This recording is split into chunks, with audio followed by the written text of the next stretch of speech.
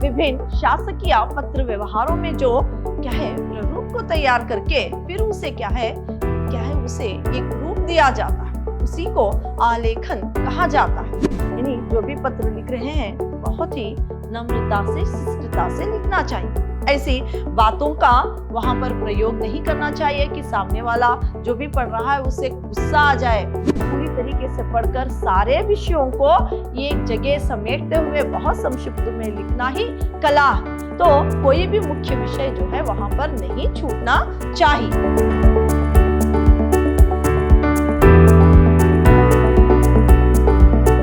प्रणाम, मैं Rihanna yes, अति उत्तम विद्याश्रम की हिंदी प्रवक्ता। मेरे फोर्थ सेम के बीबीए की जितने भी विद्यार्थी हैं, आप सबका मेरी कक्षा में स्वागत है। मेरे प्रिय विद्यार्थियों, जो इस सेमेस्टर आपके लिए आलेखन और संक्षिप्तीकरण है, यूनिट 4 के अंतर्गत आज मैं उसी के बारे में जानकारी दूंगी। तो सरकारी कार्यालयों में जो है, सरकारी कार्यालयों में पत्र व्यवहार की पद्धतियों के अनुसार पत्रों का प्रारूप या आलेख जो तैयार किया जाना ही आलेखन कहलाता है। सरकारी कार्यालयों में जो पत्र है, पत्र को जो लिखते हैं उसका एक फॉर्मेट जो तैयार किया जाता है उसी को आलेखन कहते हैं। यानी यहाँ पर जो क्लर्क है, जो अधिकारी है, यानी लिपिक यानी क्लर्क से लेकर अधिकारियों तक पत्रों को जो है लिखने पड़ते हैं। कोई भी बात हो उसे जो है पत्र में ही लिखना पड़ता है। तो उसका जो प्रारूप आलेख जो तैयार किया जाता है उसे आलेखन कहते हैं। तो जो पत्र का एक फॉर्मेट तैयार किया जाता है उसे आलेखन कहा जाता है। इसे प्रारूपण यानी प्रारूपण प्रलेख से भी यानी प्रारूपण प्रलेख मसौदा भी कहा जाता है। मसौदा ये सब आलेखन को कहा जाता है। आलेखन आवश्यकता अनुसार लिपिक से लेकर अधिकारियों तक को तैयार करना पड़ता है। लिपिक यानी क्लर्क से लेकर अधिकारियों तक, ऑफिसर्स यानी क्लर्क से लेकर जो ऑफिसर्स होते हैं, इन सबको क्या है आवश्यकता अनुसार आलेखन तैयार करना पड़ता है। आलेखन का अभिप्राय सामान्यतः उन पत्रों, सूचनाओं, परिपत्र और समझौतों के प्रारूपण तैयार करने से है जिनकी सरकारी कार्यालयों और व्यवसायिक संस्थाओं में आजकल अत्यंत आवश्यक होती है। यहाँ पर जो सरकारी कार्यालयों में है जो है बहुत ही आवश्यक है इस आलेखन को तैयार करना। ये सरकारी कार्यालयों में आलेखन की बहुत ही आवश्यकता पड़ती है। इसीलिए लिपिक से लेकर जो है अधिकारियों तक आलेखन को तैयार करना पड़ता है। अतः विभिन्न शासकीय पत्रों, परिपत्रों, समझौतों आदि सूचनाओं, निविदाओं तथा सूचनाओं के कच्चे प्रारूप तैयार करने, उनको व्यवस्थित रूप देने को आलेखन कहा जाता है। कुछ व्यवसायिक संस्थाएं अन्य व्यवसायिक संस्थाओं को पत्र लिखती है, परस्पर समझौते किए जाते हैं, पत्र द्वारा विचार विनिमय होता है। इन सबके लिए किसी ना किसी व्यक्ति को प्रारूप तैयार करना पड़ता है। तो यहाँ पर जो है अतः विभिन्न शासकीय पत्रों, परिपत्र, समझौतों आदि सूचनाओं, निविदाओं तथा सूचनाओं के कच्चे प्रारूप तैयार करके उनको व्यवस्थित रूप देने को आलेखन कहा जाता है। तो पहले फॉर्मेट तैयार किया जाता है जिसे आलेख कहा जाता है। यहाँ पर कोई नोटिस हो और नोटिफिकेशन हो या सर्कुलर हो, यानी यहाँ पर देखिए परिपत्र यानी सर्कुलर और आदिफिकेशन नोटिफिकेशन और सूचनाएं यानी नोट, ये जो तैयार किया जाता है सरकारी कार्यालयों में विभिन्न शासकीय पत्र व्यवहारों में जो क्या है प्रारूप को तैयार करके फिर उसे क्या है उसे एक रूप दिया जाता है, उसी को आलेखन कहा जाता है। और ये व्यवसायिक यानी ये व्यवसायिक में भी बहुत ही आवश्यक है।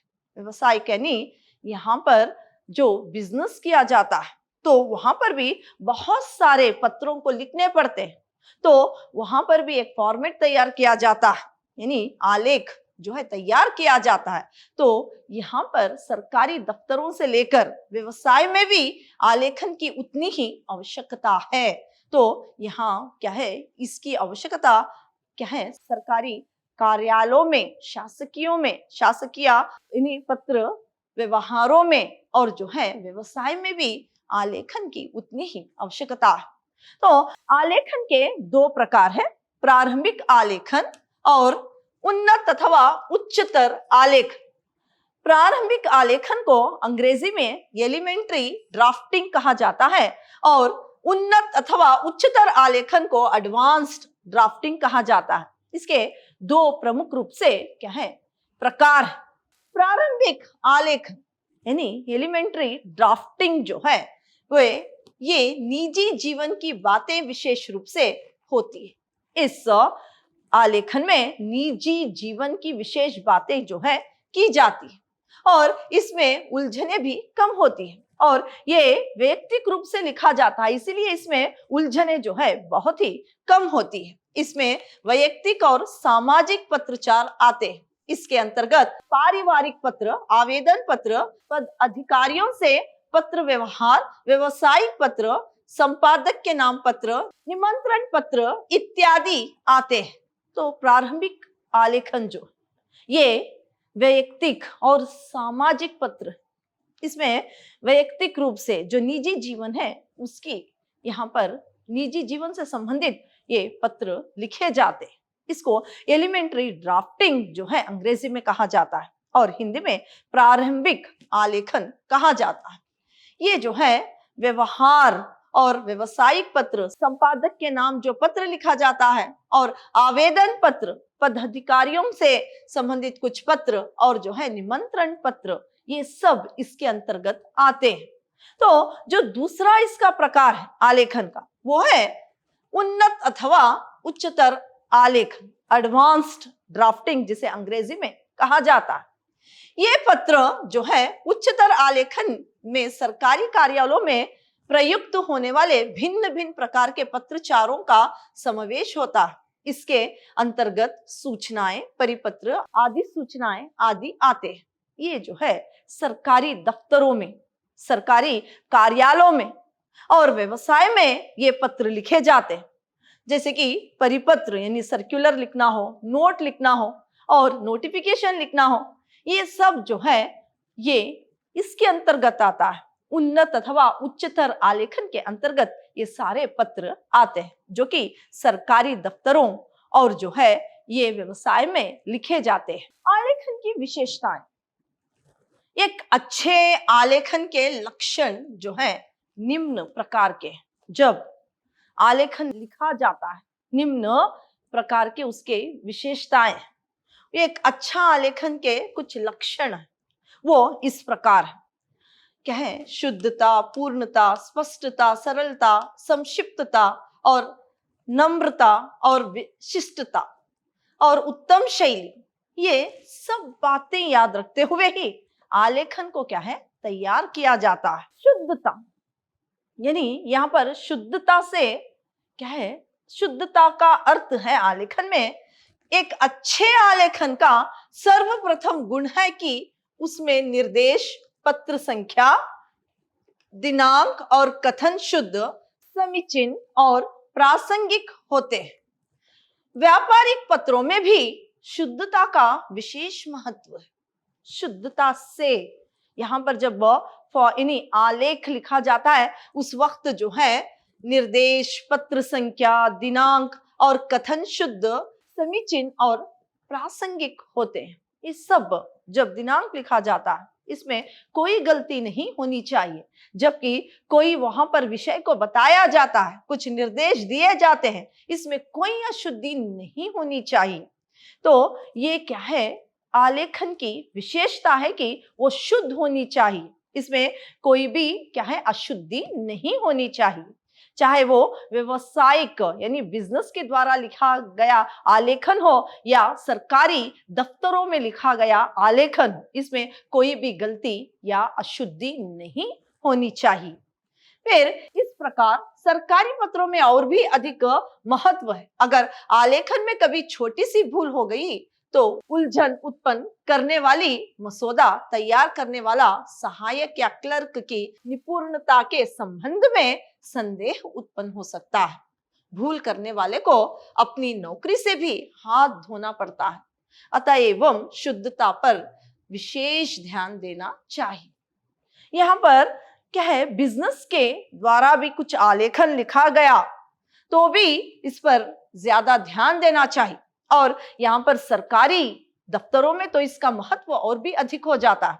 अगर कोई भी एक अधिकारी हो या कोई क्या है क्लर्क हो, कोई भी हो, यानी यहाँ पर क्लर्क यानी लिपिक हो, अगर गलती कोई दिनांक में या कोई विषय बताने में उसने गलती कर दी तो इसका क्या है, उसकी जो क्षमता है उस पर बहुत सारे प्रश्न उठते हैं, और उसमें जो क्या है उसकी क्षमता पर क्या है बहुत सारे प्रश्न उत्पन्न होते हैं, यानी बहुत प्रश्न उठते हैं, और साथ ही साथ उसे अपनी नौकरी से भी हाथ धोना पड़ेगा, यानी उसकी नौकरी से भी उसे हाथ धोना पड़ सकता है। इसीलिए क्या है, आलेखन तैयार करते वक्त शुद्धता पर बहुत ज्यादा ध्यान देना चाहिए। यहाँ पर शुद्धता का अर्थ है चाहे वो भाषा से हो या चाहे कोई विषय को बताते हुए हो या कोई दिनांक लिखते हो या कुछ भी, उस एक आलेखन में जो भी संबंध से जो आलेख जो लिखा जाता है उसमें कोई भी अशुद्धि नहीं होनी चाहिए। अगर अशुद्धि हो गई तो जो भी इस आलेख को लिखता है उसकी यानी उस पर संदेह उत्पन्न हो सकता है, और क्या है साथ ही साथ उसे अपनी नौकरी से भी हाथ धोना पड़ता है। इसीलिए ये भी एक विशेषता है कि आलेखन में शुद्धता का ज्यादा ध्यान रखें। फिर सारांश संबंधी दोष, ये दोष प्रस्तुत विषय से संबंधित अपूर्ण सूचना प्राप्त होने के कारण होता है। ऐसे दोष का कोई बचाव या स्पष्टीकरण नहीं हो सकता। कर्तव्य की अवहेलना से ऐसा दोष आ जाता है जिससे कर्मचारी के भविष्य की हानि हो सकती है। तो यहाँ पर क्या है, सारांश संबंधी दोष, यानी कोई एक विषय जो है लिखा जा रहा है वो अधूरा हो तो ये क्या है, जो लिख रहा है उसकी क्षमता पर क्या है एक प्रश्न उठ सकता है, उस पर संदेह हो सकता है। इसलिए जो भी क्या है वो बात, यानी किस बात पर वो आलेख तैयार किया जा रहा है उसकी क्या है पूर्ण तरीके से उस विषय को वहां पर लिखना अनिवार्य बन जाता है। तो ये क्या है, सारांश संबंधी दोष भी एक बड़ी गलती हो सकती है, और जिसने भी इस आलेखन को तैयार करता है उसकी यानी इसमें अशुद्धि हो गई या कोई सारांश संबंधी दोष हो गया तो उसे क्या है भविष्य में उसकी हानि जो है संभव हो सकती है। इसीलिए इस पर भी ज्यादा ध्यान देना आवश्यक है। फिर है भाषा संबंधी दोष। आलेखन में भाषा संबंधी दोष भी दूषित माना जाता है। ये कहना गलत ना होगा कि भाषा तो विचारों की वाहिका है। मनुष्य की बोली से, उसके लेखन से उसके व्यक्तित्व की परीक्षा होती है। शुद्ध भाषा के विषय में जितना भी कहा जाए कम है। आलेखन में भाषा का भी बहुत ज्यादा ही महत्व है। देखिए, भाषा यहाँ पर जो है शुद्ध होनी चाहिए, और लिखते हुए भी और बोलते हुए भी। तो यहाँ पर आलेख जब तैयार किया जाता है, अगर भाषा संबंधी भी कोई दोष वहां पर उत्पन्न हो जाए तो भी क्या है ये आलेखन जो है पूरी तरीके से पूर्ण नहीं हो सकता। और क्या है, अगर भाषा संबंधी दोष भी हो तो भविष्य में जो लिखा है आलेखन को उसे उसका क्या है उसके यानी भविष्य में उसे उसके लिए हानि हो सकती है। तो भाषा जो है इंसान के निहित विचारों को प्रकट करने का एक जरिया है, एक वाहिका है। इसीलिए भाषा भी क्या है शुद्ध होना अनिवार्य है। फिर रूपरेखा संबंधी दोष, फिर जो है रूपरेखा संबंधी दोष, यानी सारांश और भाषा जो बारे में जो कुछ कहा गया है वो रूपरेखा के संबंध में भी कहा जा सकता है।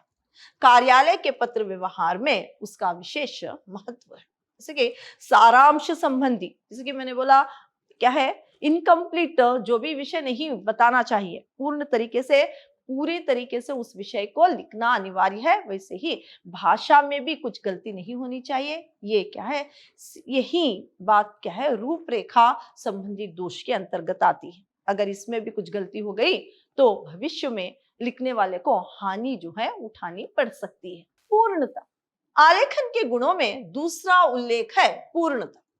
जब आलेखन में पूर्णता होती है तभी उसका नाम सार्थक होता है। सब प्रकार के पत्रों में पूर्णता होनी चाहिए। पूर्णता की दृष्टि से पत्र संख्या, दिनांक, प्रासंगिक, उपनियम, विषय और हस्ताक्षर भी जरूरी है। तो पूर्णता का अर्थ है यहाँ पर जो भी विषय को बताया जा रहा है उसे पूर्ण तरीके से बताने पर ही आलेखन जो है पूर्ण हो सकता है।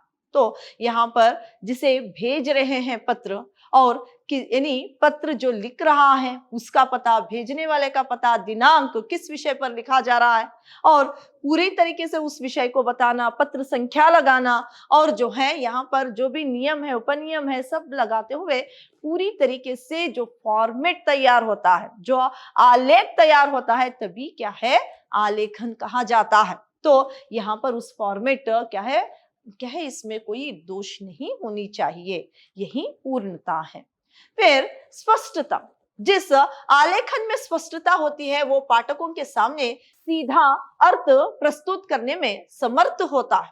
अच्छा आलेखन वही है जिससे पढ़कर पाठक भली भांति उसके कथ्य को समझ जाता है। अस्पष्टता आलेखन का एक बड़ा दोष है, उससे आलेखन का उद्देश्य ही समाप्त हो जाता है। जो ऐसे आलेखन को पढ़ता है उसके मन में असंतोष होता है। स्पष्टता, आलेखन लिखते समय जो है स्पष्टता से लिखना चाहिए। वहां पर किंतु परंतु इस तरह की कोई भी बात नहीं लिखनी चाहिए और वो क्या है जो विषय है उसे डायरेक्ट लिखकर क्या है लिखना चाहिए, क्योंकि जो स्पष्टता से लिखा जाता है पढ़ने वाले को उसकी सारा क्या है जो लिखा गया है वो सारी उसे जानकारी प्राप्त होती है। वो स्पष्ट रूप से क्या है वो ग्रहण कर सकता है, स्पष्ट रूप से वो समझ सकता है। अगर इसमें अस्पष्टता उत्पन्न हो गई और क्या है संदेह क्या है उत्पन्न हो गया तो वो एक अच्छा आलेखन नहीं है। इसीलिए आलेखन लिखते समय स्पष्टता से विषय को लिखना चाहिए। वहां पर किंतु परंतु इस तरह की कोई भी जो है बातें नहीं लिखनी चाहिए। स्पष्ट रूप से जो भी निर्णय लिया गया है, जो भी नियम बनाए गए हैं उसे लिखना अनिवार्य बनता है, यही स्पष्टता है। फिर सरलता, सरलता एक गुण है और उसकी सराहना हमेशा होती है। सरल रूप देने के लिए आवश्यक है कि भाषा संबंधी सरलता की और ध्यान केंद्रित रहे। भाषा शैली आडंबरपूर्ण और यानी क्लिष्ट हो तो मूल उद्देश्य ही समाप्त हो जाएगा। अतः सरलता पर ध्यान देना चाहिए। तो यहाँ पर सरलता से संबंधित भाषा यानी सरलता का संबंध भाषा से, भाषा क्या है जो टफ वर्ड्स रहते हैं जो कि आसानी से किसी के समझ में नहीं आते, ऐसे शब्दों को नहीं लिखना चाहिए और ना ही वहां पर क्या है कोई भी यानी व्याकरण से संबंधित कोई भी दोष होना चाहिए। ये क्या है जो सरलता है यानी आम चाल भाषा में ही जो भी आसानी से पढ़ने वाला समझ सके ऐसी भाषा में जो है आलेखन लिखना चाहिए, यही जो है सरलता है। संक्षिप्तता, विभिन्न विभाग और कार्यालयों में काम करने वाले अधिकारियों के पास प्रतिदिन अनेक पत्र आते हैं। पत्रों के लिए उत्तर देने के अतिरिक्त उनमें और भी अनेक कार्य होते हैं। अतएव कामकाज में समय का ख्याल रखना पड़ता है। कोई भी कार्य हो शीघ्रता से संपन्न करने से उस कार्य की प्रशंसा होती है। कार्य की शीघ्र समाप्ति से संक्षिप्तता का सीधा संबंध होता है। जो भी पत्र लिखा जा रहा हो, जो भी आलेखन लिखा जा रहा हो वो क्या है बहुत बड़ा बड़ा जैसे कि ऐसे टाइप नहीं होना चाहिए, ये बहुत ही क्या है छोटा होना चाहिए, क्योंकि सरकारी कार्यालयों में अनेक क्या है पत्र आए होते हैं, अनेक कार्य होते हैं और इसीलिए जो है जो भी यानी जिस विषय पर भी लिखा जा रहा है बहुत ही संक्षिप्त में लिखकर उस कार्य को क्या है समाप्त करना क्या है संक्षिप्तता कहलाता है। बहुत ही संक्षिप्त में लिखकर जो भी पढ़ रहा है उसे आसानी से समझ में आ जाए, ऐसा पत्र वहां पर क्या है, ऐसा लिखना चाहिए, संक्षिप्त में लिखना चाहिए। बढ़ा चढ़ाकर 2-3 पेज में क्या है, आलेखन हो या पत्र हो नहीं लिखना चाहिए। आसानी से समझ में आ जाए ऐसी भाषा का प्रयोग करते हुए संक्षिप्त में ही उस विषय के बारे में क्या है, लिखना चाहिए। ये भी एक आलेखन की विशेषता है। फिर नम्रता और शिष्टता। आलेखन में नम्रता और शिष्टता के गुण का भी पालन होना चाहिए। पत्र प्रेषक नम्र हो तो उसके पत्र का अच्छा प्रभाव पाठक पर पड़ता है। इसके अतिरिक्त उसके मन में गलत समझने अथवा भ्रम के लिए कोई स्थान नहीं होता है। तो यहाँ पर जो है नम्रता और शिष्टता, नम्रता और शिष्टता यहाँ पर आवश्यक है। यानी जो भी पत्र लिख रहे हैं बहुत ही नम्रता से, शिष्टता से लिखना चाहिए। ऐसी बातों का वहां पर प्रयोग नहीं करना चाहिए कि सामने वाला जो भी पढ़ रहा है उसे गुस्सा आ जाए या क्या है उसे गुस्सा आ जाए, ऐसी कोई भी बात का वहां पर जिक्र नहीं होना चाहिए। नम्र भाव से ही इस पत्र को, यानी नम्रता से ही आलेखन हो या पत्र हो लिखना अनिवार्य बनता है। तो मैंने यहाँ पर आपको संक्षिप्तता के संबंध में बताया था कि संक्षिप्त में जो भी क्या है लिखा जाता है पढ़ने वाले को आसानी होती है और समझने में भी आसानी होती है। साथ ही साथ सरकारी कार्यालयों में बहुत सारे कार्य होने की वजह से जो है संक्षिप्त में लिखने पर वो कार्य जो है जल्दी ही पूर्ण होता है और समय की भी जो है बचत होती है। आगे है यहाँ पर उत्तम शैली। तो ये भी एक आवश्यक गुण है। ये भी क्या है, पत्र यानी ये भी एक आलेखन का गुण है, एक विशेषता है। अन्य गुणों की तुलना में ये गुण कम महत्व का नहीं है। कोई भी साहित्य हो वह व्याकरण के नियमों के अनुसार विशुद्ध रूप से लिखा हुआ होने पर भी यदि उसकी शैली उत्तम ना हो तो वो उच्च कोटि का नहीं माना जाएगा। इसलिए लिखते समय शुद्ध, यानी लिखते समय जो है यहाँ पर उत्तम शैली का ध्यान रखना आवश्यक है। स्पष्ट रूप से पूरे जो भी लिखा जा रहा हो वो बहुत ही अच्छी तरह से जो लिखा है वो क्या है, उसकी शैली उत्तम होना क्या है, अनिवार्य है। यानी अच्छा लिखने वाले की जो लिखावट होती है उसकी प्रशंसा बहुत अच्छी होती है और यानी जो भी उसको पढ़ता है उसे क्या है वो यानी उसकी शैली अगर अच्छी हो तो उसे पढ़ने में भी क्या है बहुत खुशी होती है। इसीलिए उत्तम शैली का भी ध्यान इसमें रखना अनिवार्य है। तो मैंने आलेखन का अर्थ और परिभाषा के बारे में बताया और साथ ही साथ उसके प्रकार और उसकी विशेषता क्या है उसके बारे में आपको बताया। अभी हम संक्षिप्तीकरण के बारे में जानेंगे। संक्षिप्तीकरण, तो अभी मैंने आपको आलेखन का अर्थ और परिभाषा के बारे में बताया और साथ ही साथ उसके प्रकार और उस क्या है आलेखन लिखते समय इन्हीं कौन कौन सी इसकी विशेषताएं हैं और किसको इन्हीं उस सबको ध्यान में रखकर, उसकी विशेषताओं को ध्यान में रखकर किस तरह से लिखना है इसके बारे में बताया। अभी हम संक्षिप्तीकरण के बारे में जानेंगे। संक्षिप्तीकरण किसी विस्तृत विवरण, सविस्तार आख्या, पत्र व्यवहार, लेख आदि के विषय और निर्देशों को सुव्यवस्थित संयोजन को जिनमें अप्रासंगिक, असंबद्ध, पुनरावृत्त, अनावश्यक बातों का बहिष्कार तथा समस्त महत्व के अनिवार्य उपयोगी विषयों का प्रवाहपूर्ण और संक्षिप्त संकलन हो उसे संक्षिप्त लेखन कहते हैं।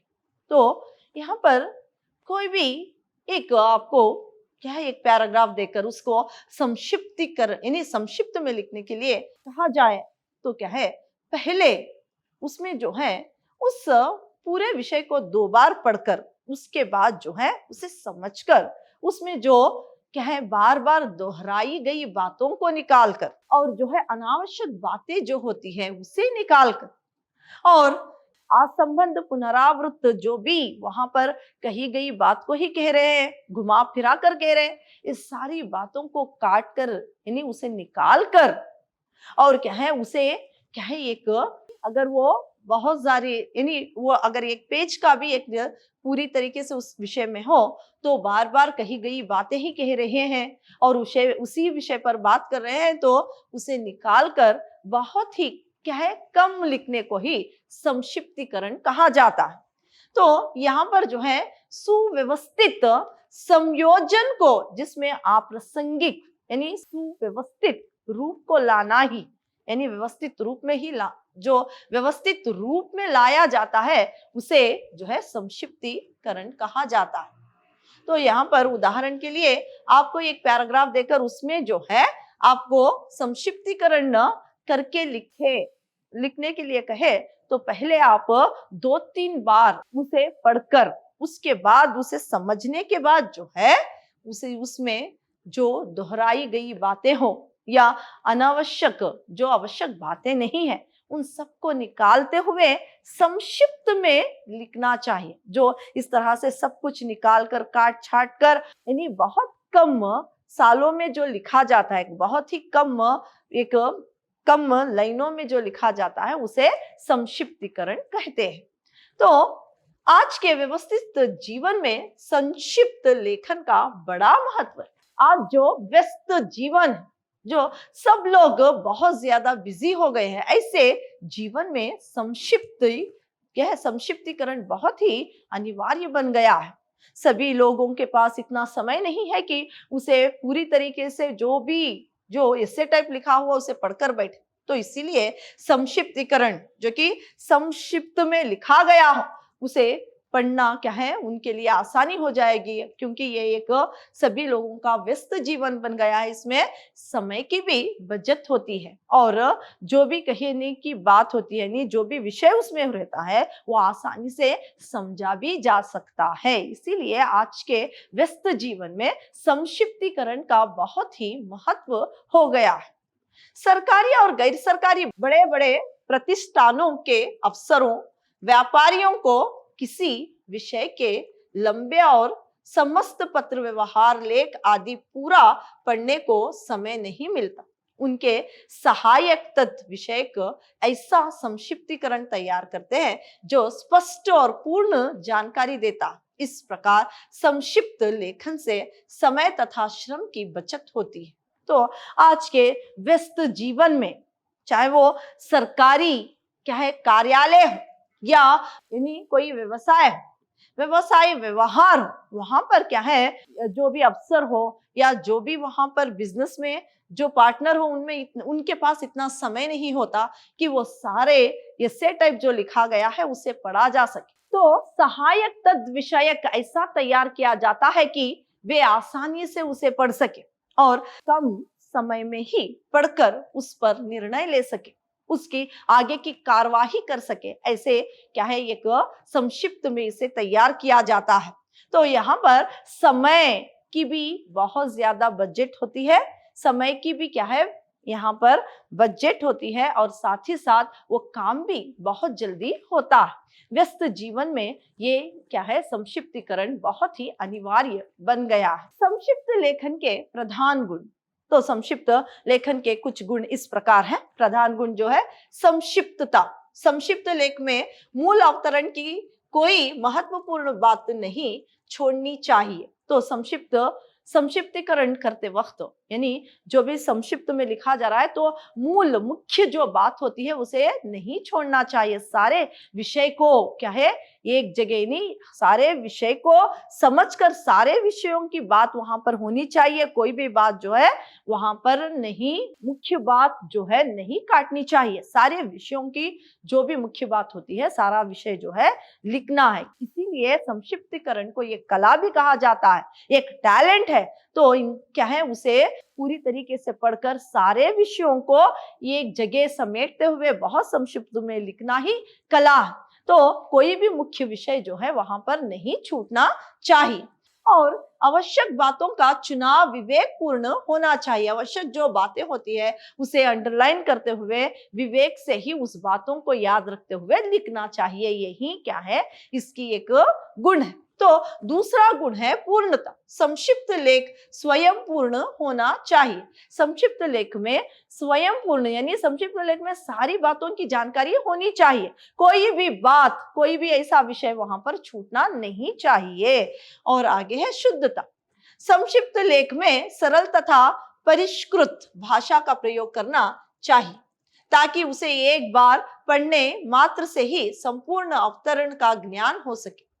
क्लिष्ट शब्दों तथा वाक्यों का प्रयोग नहीं करना चाहिए। जो भी क्या है कठिन शब्द होते हैं या कोई समझ में भी नहीं आती है, ऐसे शब्दों का प्रयोग जो है नहीं करना चाहिए।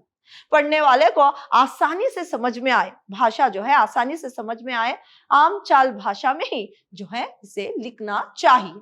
कोई भी कठिन शब्दों का प्रयोग यहाँ पर नहीं करना चाहिए, ना ही मुहावरेदार भाषा का प्रयोग करना चाहिए, ना ही कुछ ऐसे शब्दों का प्रयोग करना चाहिए कि सामने वाले को क्या है उसका पता ही ना हो। इसीलिए संक्षिप्त में लिखते समय आम चाल भाषा का प्रयोग करना अनिवार्य है। स्वच्छता।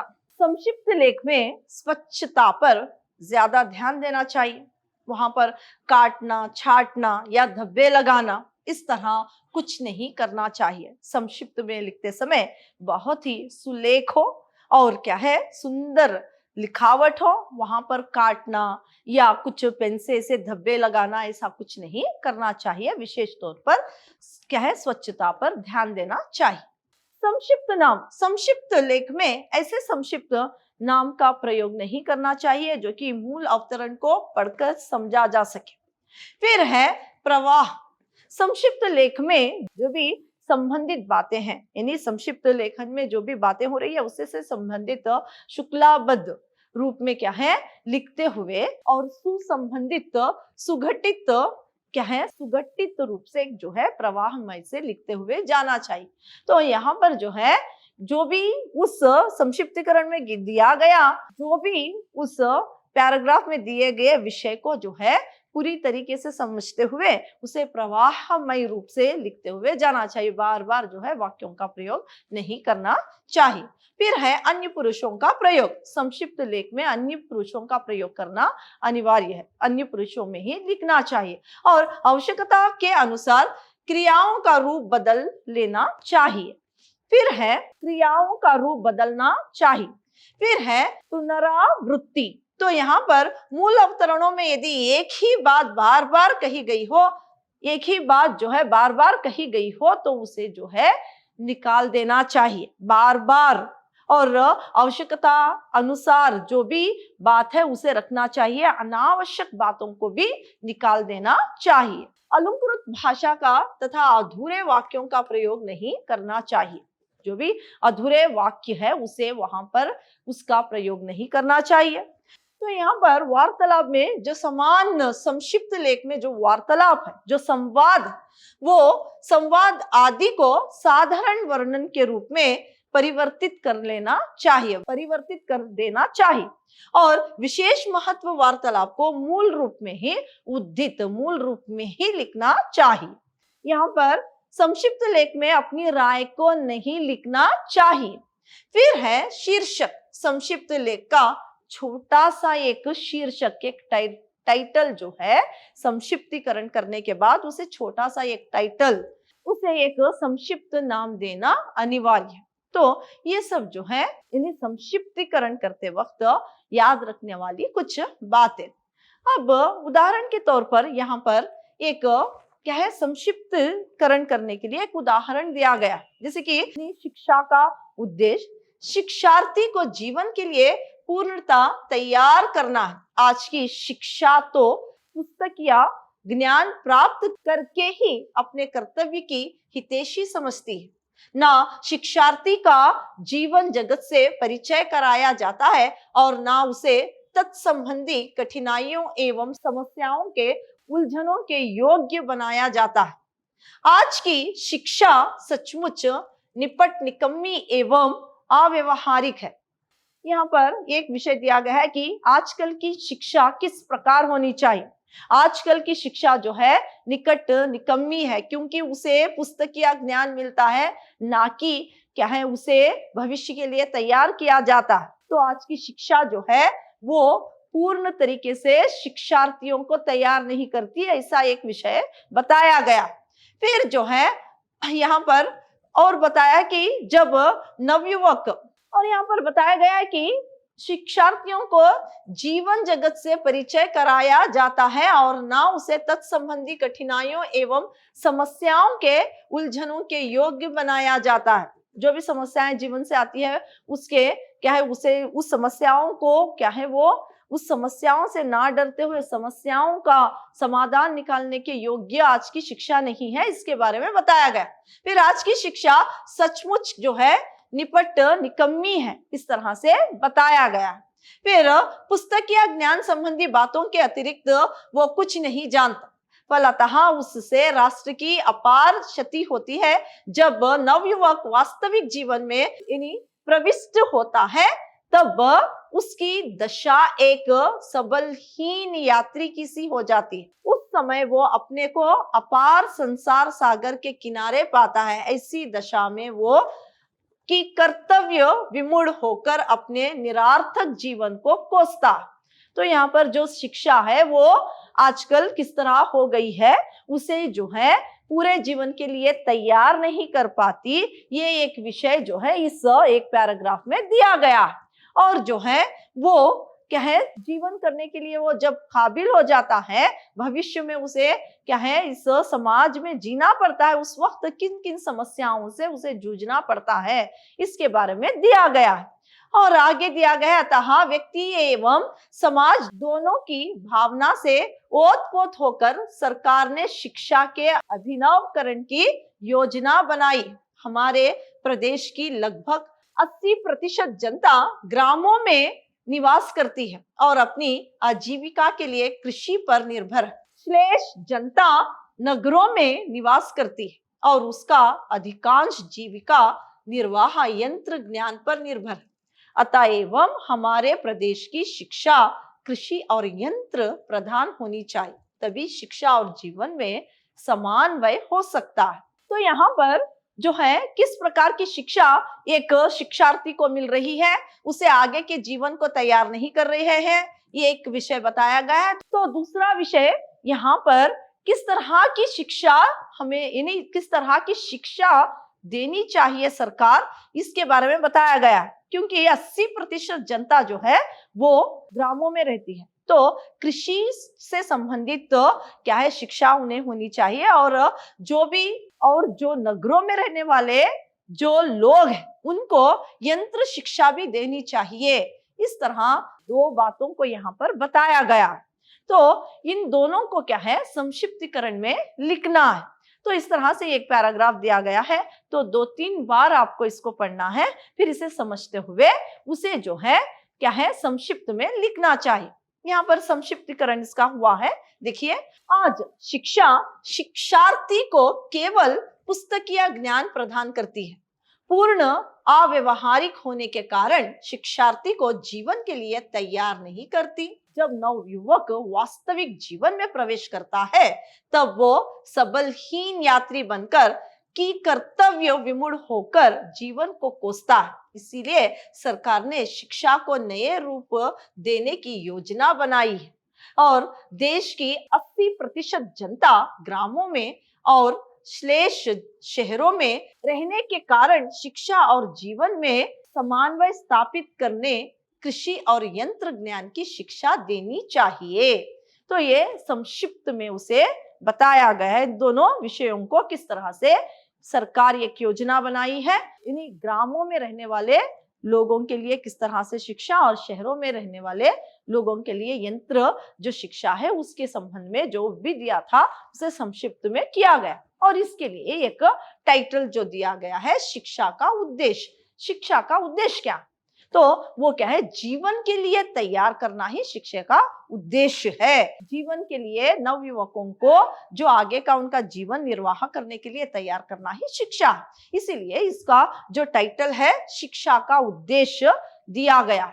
इस तरह से संक्षिप्तीकरण को किया जाता है। तो आज मैंने आपको आलेखन और संक्षिप्तीकरण के बारे में जानकारी दी है। धन्यवाद।